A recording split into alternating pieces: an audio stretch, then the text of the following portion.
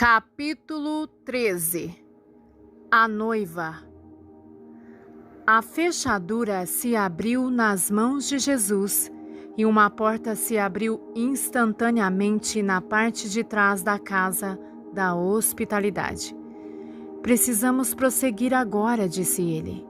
Fica perto de mim. Segurei o instrumento de escrita dourado com cuidado enquanto passávamos pela porta e saíamos para uma bela campina. Flores brilhantes da primavera cresciam em abundância e borboletas de cores maravilhosas esvoaçavam pintando o ar com seus movimentos. Uma era especialmente atraente. Suas asas finas eram de um tom de azul claro translúcido que nos trazia tranquilidade. Pássaros canoros voavam, enchendo o ar com música agradável. A atmosfera era de simplicidade e beleza. A vida aqui era vívida e pacífica. Que lugar é este, Senhor? Perguntei com um deleite infantil. Ele não respondeu, mas moveu-se rapidamente através da campina do jardim. Eu o segui, cedendo à vontade de pular atrás dele. Nos aproximamos de um muro de pedra do outro lado da campina, onde o portão dava para outra estrada. Ao deixarmos o jardim, ocorreu-me que este lugar de beleza serena resumia o efeito que a hospitalidade ungida da igreja tem sobre aqueles que têm o privilégio de recebê-lo. Destina-se a refrescar e reavivar os servos de Deus enquanto trabalham em sua igreja. Essa experiência me assegurou que onde quer que eu fosse no meio do corpo de Cristo, sempre encontraria um lugar como este, onde o meu cansaço poderia ser removido e minha alma e meu espírito revigorados. Ver Lucas 10, versículos 3 ao 42 e 2 Timóteo capítulo 1, versículo 16. Um vigor juvenil percorreu meu corpo. Eu refleti sobre as palavras de Jesus nas Escrituras. Certamente eu digo a você, não há ninguém que tenha deixado casa, ou irmãos, ou irmãs, ou pai, ou mãe, ou esposa, filhos ou terras, por minha causa e pelo Evangelho, que não receberá 100 vezes agora neste tempo, em casas, irmãos e irmãs, e mães e filhos e terras, com perseguições, e na era por vir, a vida eterna. Mas muitos dos primeiros serão os últimos, e os últimos primeiros. Marcos 10, versículo 29 ao 31. A maravilhosa provisão de Deus para seus servos supera em muito qualquer sacrifício que fazemos, pensei. Nenhuma dificuldade fica sem recompensa no reino de Deus, especialmente a perseguição. Subtítulo: Uma cena horrível se desenrola. Uma súbita e moderada rajada de vento soprou em meu rosto quando cruzamos o portão da estrada. Esta estrada, sem dúvida, se originou na floresta da decepção, muito distante e invisível à nossa direita. Felizmente, Jesus virou para a esquerda e começou com um passo rápido.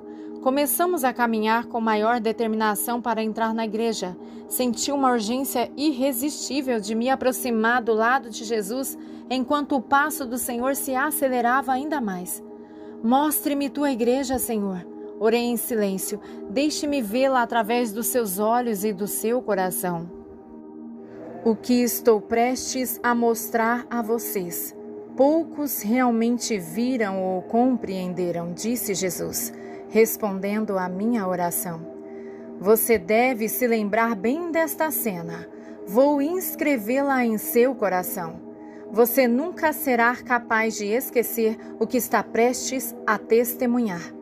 Suas palavras carregavam uma sensação de mau presságio que parecia tão incomum da parte dele. Em vez de uma expectativa excitada, senti um pavor quase sinistro sobre o que estava por vir. Eu estava passando por um conflito emocional. Eu deveria estar sentindo grande alegria na expectativa de ver sua igreja, mas em vez disso, estava com sentimentos de medo e desanimado. Aproximamo-nos de uma curva na estrada e quando viramos para a direita, ao longe em ambos os lados da estrada, o que pareciam ser grandes cartazes apareceu. Os outdoors eram tridimensionais. Eles tinham frentes de vidro e eram iluminados por dentro. Pareciam porta-retratos gigantes ao longo da estrada. Era óbvio mesmo àquela distância que eles estavam acostumados a mostrar algo importante. As mãos dos homens as haviam construído para mostrar algo, mas eu não estava perto o suficiente para dizer o que havia dentro deles. Ao nos aproximarmos do primeiro outdoor, uma cena medonha se desenrolou. O outdoor continha uma perna humana que havia sido arrancada de seu encaixe. Os nervos e músculos estavam expostos e o coto superior parecia vermelho e em carne viva. A perna foi colocada no centro da moldura e montada em um fundo de puro branco.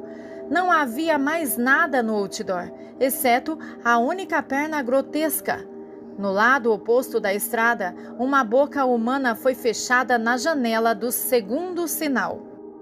A mandíbula estava bem aberta e a língua projetava-se por entre dentes brancos e brilhantes, mas a carne ao redor da boca parecia ter sido arrancada de um rosto. O sangue começou a escurecer nessas bordas. Eu congelei de horror, incapaz de me mover, olhando para a visão nojenta. A cena repulsiva era tão horrível que tudo dentro de mim queria se transformar em repulsa e escapar daquele lugar. O Senhor me incentivou a seguir em frente. Não fique aqui para olhar essas partes, ou você se tornará incapaz de ver tudo o que eu quero te mostrar. Tirando o meu olhar congelado da visão horrível, relutantemente segui a Jesus e passamos por outdoor após outdoor, cada um exibindo um órgão humano ou parte do corpo. Ver 1 Coríntios 12, versículos 12 ao 20. Vi uma orelha e depois um pé. Uma vitrine continha até mesmo um torso completo, com a palavra orgulho escrita sob ela, em uma placa de metal presa à borda inferior do outdoor. Observei que cada um dos outdoors tinha um caminho que ia da estrada até sua base. Os criadores e responsáveis por essa exibição assustadora de órgãos colocaram tijolos embranquecidos em volta de cada sinal para formar uma borda, distinguindo-o dos outros sinais. No curso de alguns quilômetros, observei todas as partes do corpo em que pude pensar. Alguns eram tão embaraçosos de ver que tentei cobrir os olhos, mas ao mesmo tempo havia tanta santidade neles que me provocaram a clamar diante deles: Santo é o Senhor! Ver 1 Coríntios 12, versículos 21 ao 25. Quanto mais avançávamos na estrada, mais Jesus começava a chorar. Quase se tornou insuportável. Finalmente nos aproximamos de uma linha desenhada através da estrada na poeira.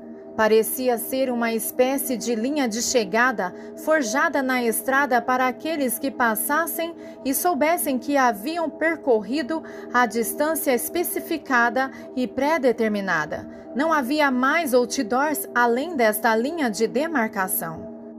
Subtítulo: Meu coração quebrou.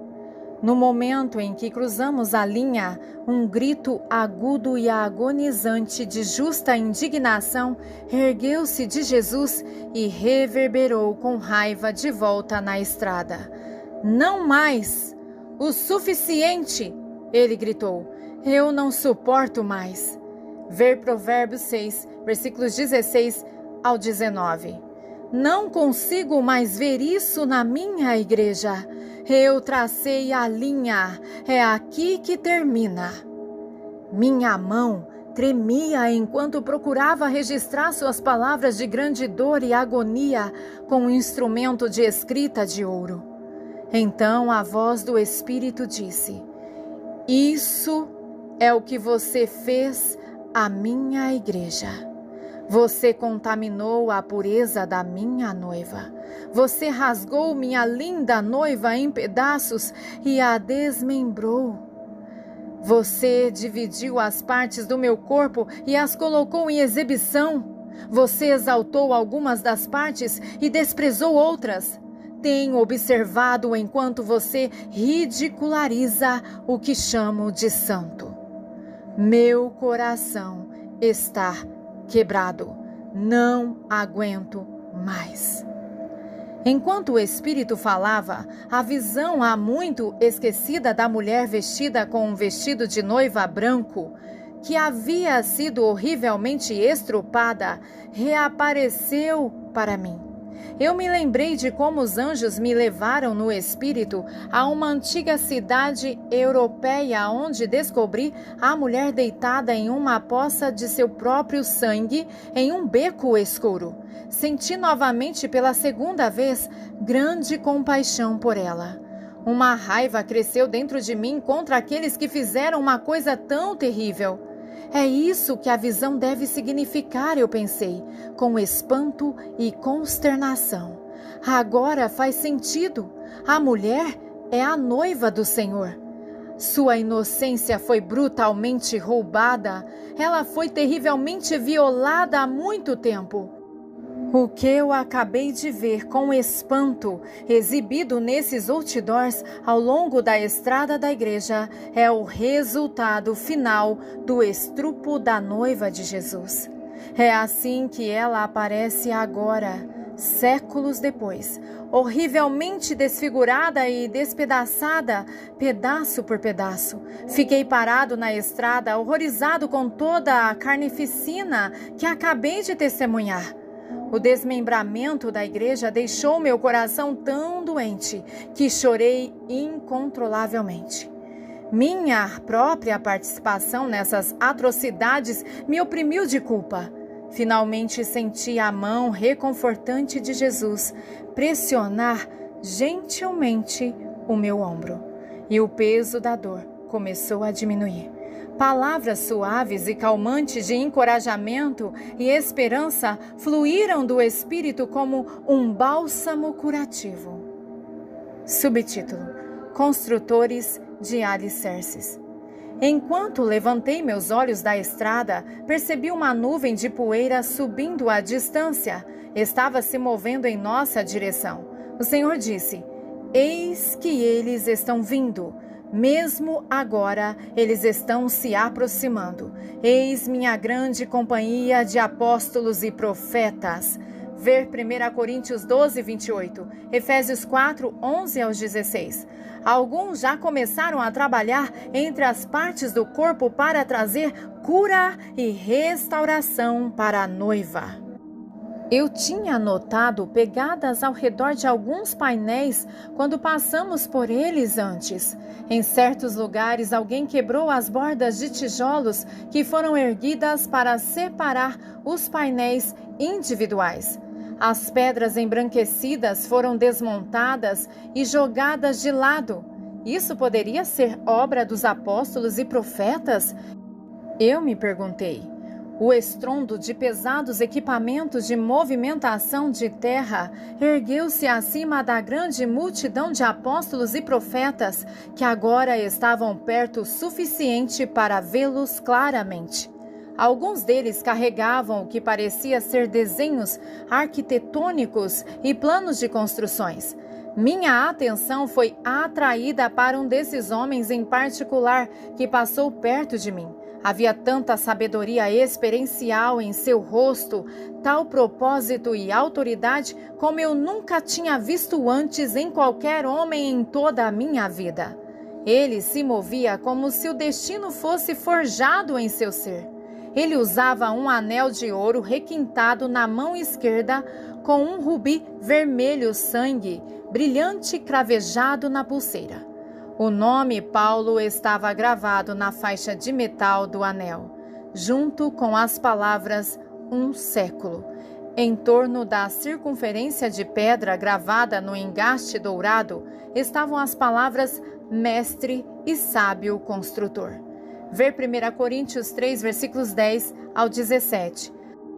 A própria pedra trazia a inscrição construída pelo seu sangue, gravada na rica superfície vermelha. Outro homem caminhou ao lado dele. Eles pararam por um momento para falar um com o outro. Um deles apontou para além de nós na estrada, para os outdoors, enquanto o outro abria os desenhos que carregava e começava a estudá-los.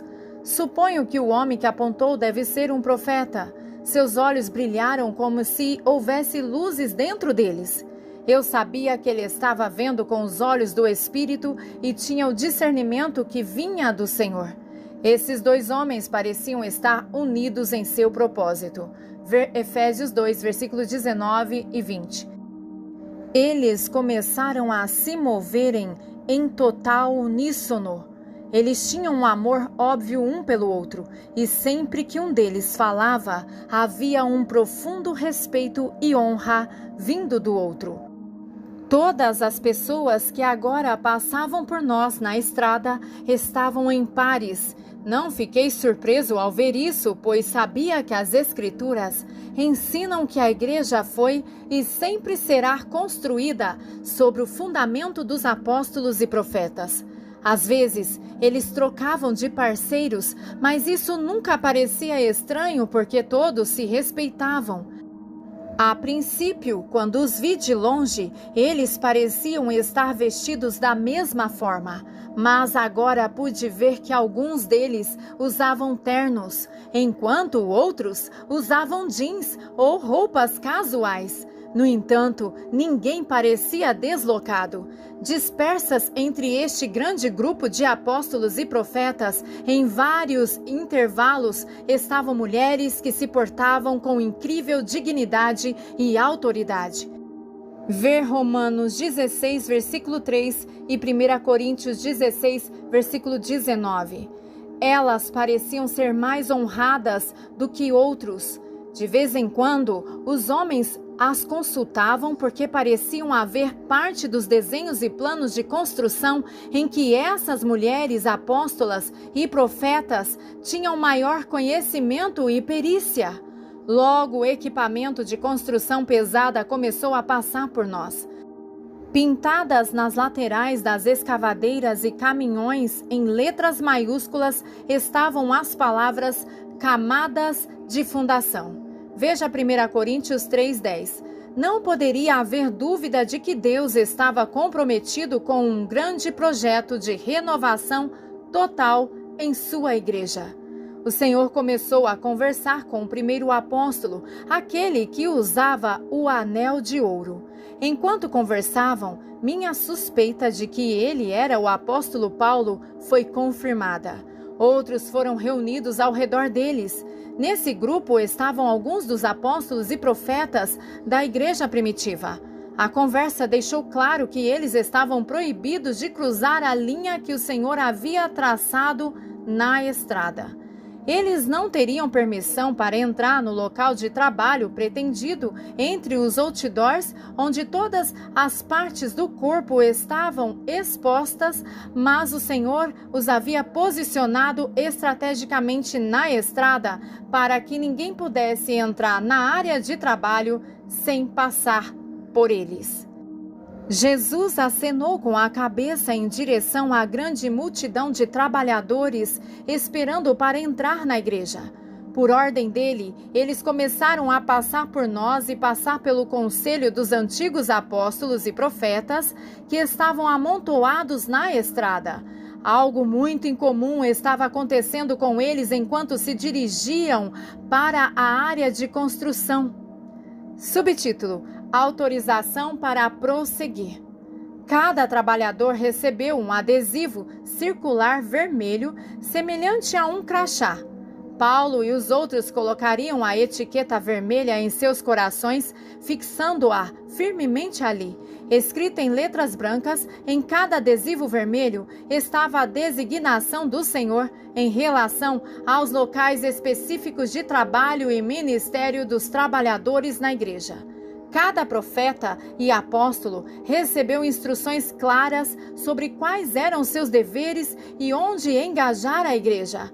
Alguns foram designados para supervisionar outros. Eles eram capatazes ou generais apostólicos ou proféticos. Porém, não havia inveja entre eles, apenas um grande desejo de ver o trabalho concluído. Um vento repentino e profético começou a soprar sobre esta grande assembleia de trabalhadores.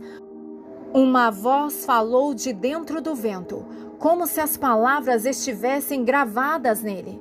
Ele repetia a frase: a ligação, a ligação, a ligação.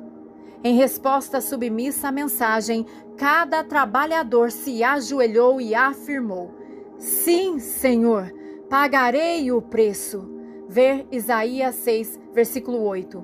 Uma transmissão de grande graça e unção emanada do vento. Liberou. Quando os trabalhadores finalmente se levantaram, cada um irradiava um brilho divino do destino em seu rosto. Alguém abriu uma grande caixa de ferramentas e várias ferramentas foram distribuídas entre os trabalhadores. Alguns trabalhadores receberam capacetes. Então o Senhor chamou o que parecia ser uma lanchonete. Ela continha uma abundância de alimentos e bebida. Cada trabalhador comeu até se fartar. Enquanto comiam, os obreiros receberam a capacitação divina para a obra adiante. Essa graça especial seria desesperadamente necessária para as designações incomuns que o Senhor estava induzindo-os a cumprir dentro da igreja. Houve uma mistura agridoce de tristeza e alegria quando os apóstolos e profetas terminaram sua refeição e despediram-se uns dos outros e então se viraram para seguir pela estrada em direção aos seus locais de construção designados. Subtítulo: Um soldado da fé. Entre os muitos servos do Todo-Poderoso que passaram por mim, um homem mais velho se destacou em particular. Suas mãos estavam calejadas e hematomas marcavam seu corpo. Seus joelhos estavam dilatados e inchados de se ajoelhar sobre eles. Apesar de sua idade, ele caminhava com força, dignidade e sabedoria. Os outros trabalhadores pareciam mostrar um respeito especial por ele. Ele deve ser um construtor de guerreiros, pensei. Ele, obviamente, lutou muitas batalhas e, sem dúvida, esteve perto da morte muitas vezes. Mas ele se recusou a desistir, pensei, com admiração. Um único título foi impresso em letras em negrito na frente de seu capacete: Vencedor. Ver Apocalipse 12, versículo 11. Ele carregava algo semelhante a um cartão do sindicato nas mãos. O título do cartão dizia: A Palavra do Meu Testemunho. Estava cheio de escrituras e experiências pessoais. Eu me senti tão indigno de estar na presença desse grande homem de fé. Quando ele passou, o Senhor estendeu a mão amorosamente para tocar o seu ombro. Eu ouvi dizer: Muito bem, servo bom e fiel. Não demorará muito para que o seu trabalho seja concluído. Paz e segurança permearam a alma do homem humilde. Depois que ele passou, vi impressa no verso de sua carteira, em maiúsculas, a palavra fé. Todos os que seguiram seus passos puderam ler e ver esta mensagem. Que encorajamento para continuarmos na obra do Senhor, eu disse, enquanto ele desaparecia de vista na multidão de trabalhadores. Jesus voltou-se para mim e disse: Tenho muitos heróis da fé, apenas como este homem. Ver Hebreus 11, versículos 32 ao 40. Eles encorajam todos os que o seguem em meu trabalho. Ao que vencer, darei uma coroa de glória especial. Ver Apocalipse 2, versículos 7, 11, versículos 17 e 26. Também Apocalipse 3, versículos 5, 12 e 21 e Apocalipse 21, versículo 7. Subtítulo: Chamado e comissionado. Minha presença na estrada não desviou esses obreiros de sua missão.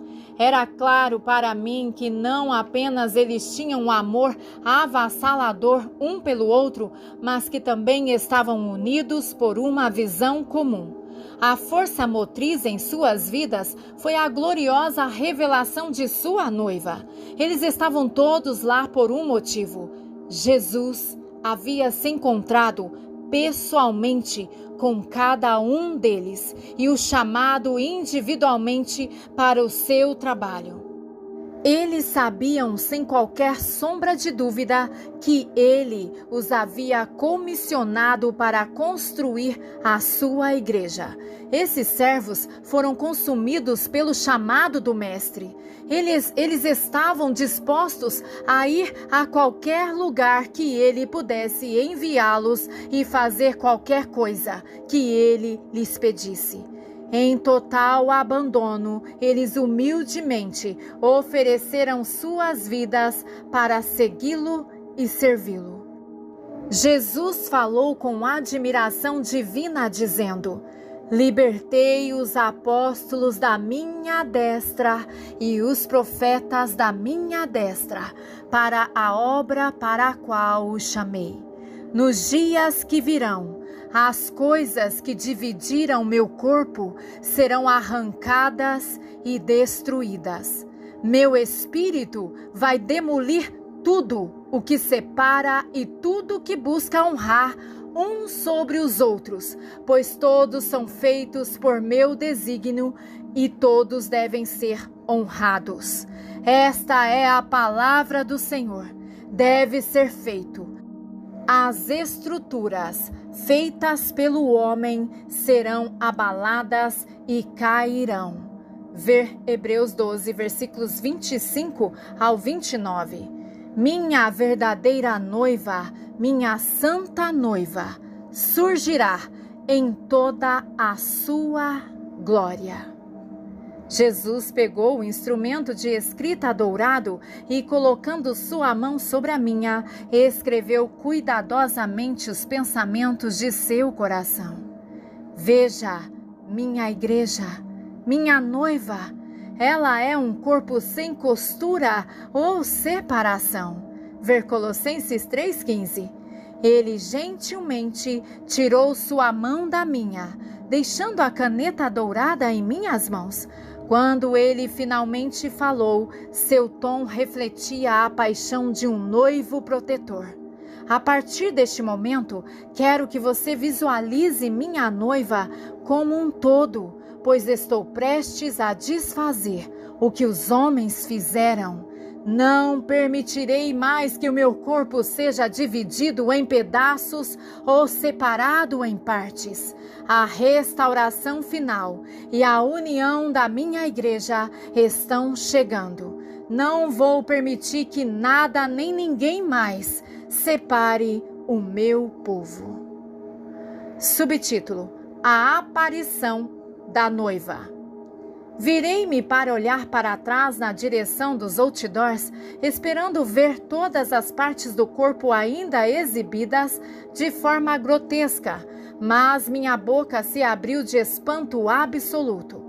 Em vez de ver o que eu esperava, vi uma linda noiva adornada, com vestes brancas brilhantes e irradiando luz pura, elevando-se acima da estrada e parada, suspensa no ar, em uma disposição santa.